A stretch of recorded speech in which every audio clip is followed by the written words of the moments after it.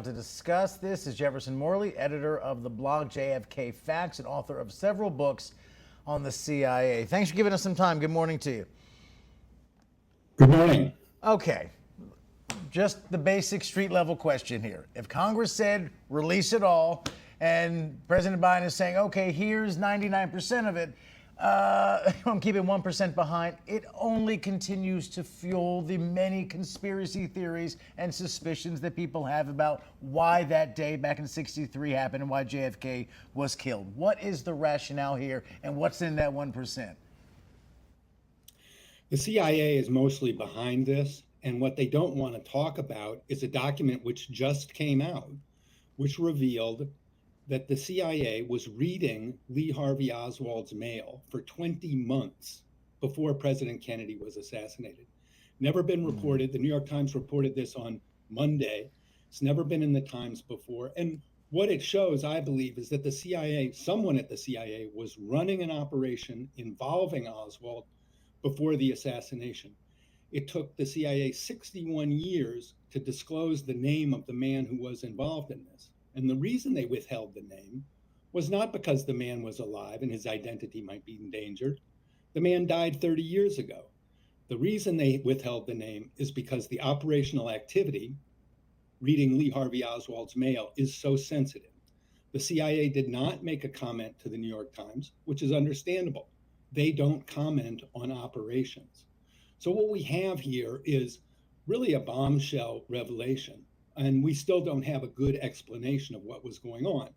We do know, like you said, that they're still holding some 4,000 documents back. So it stands to reason that there might be more information about the surveillance of Oswald in those records. And what information are you hoping to learn in those documents that were not released? You mentioned the man whose name was recently revealed. Has been dead for many years now, this man that they released. What is it that you're hoping to learn about him? Do you believe that there is a smoking gun missing from those documents? You know, no investigative reporter goes looking for a smoking gun, but this is a highly significant piece of evidence. You know, most people did not know that the CIA was reading Lee Harvey Oswald's mail. The CIA did not tell the investigators, the multiple investigations of Kennedy's assassination, that they were reading his mail. So we don't really have a good explanation. Were they incompetent when it came to the assassination? Were they complicit? We need to know more about this operation involving Oswald before the assassination. And it's not up to researchers or the public to generate some conspiracy theory. It's up to the CIA to hold itself accountable. Well, I think you just touched on the thing, I think the heart of it. Incompetent or complicit. That's really it. If you're tracking this guy who goes on to shoot the president, that's a dropping of the ball of epic and history altering proportions. And if you somehow were complicit, that's even more chilling. It's devastating either way. And think about it. They didn't release the man's name for 60 years. You know, they don't want to talk about this because it's an operation and they don't want to get into. You know, the Times wouldn't give any comment. You know, they don't want to talk about this. They just move along. They're saying, pay no attention to this. Well, it's a shocking revelation. They were reading his mail. They had insight into his personal thinking. You know, what's going on here? And what we get from the CIA is radio silence. We're going to keep a bunch more documents secret and trust us. Okay? That's not very credible. And is the credibility the main point for you, that you would like to learn this information because you're concerned with the credibility, or is there any national security issues that you're actually concerned about? I know you're involved with a lawsuit regarding the redaction of these documents. What is your hopes? Where does it stand now? I mean, we want a common sense position that everybody can agree on. The government should come clean, fully. They should release all the documents now.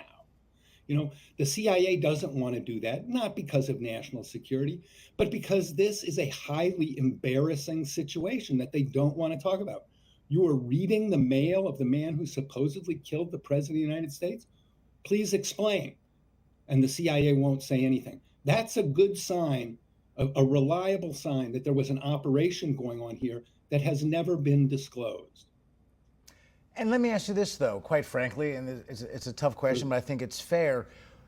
It's been all these years later. Why would they be afraid of releasing the documents? Because, quite frankly, in the aftermath of 9/11 and the Capitol insurrection, we're pretty used to spectacular intelligence community failures in this country. That's a very good question. President Biden correctly ordered the release of all the 9/11 documents, saying 20 years has passed. We can be fully accountable and transparent on this.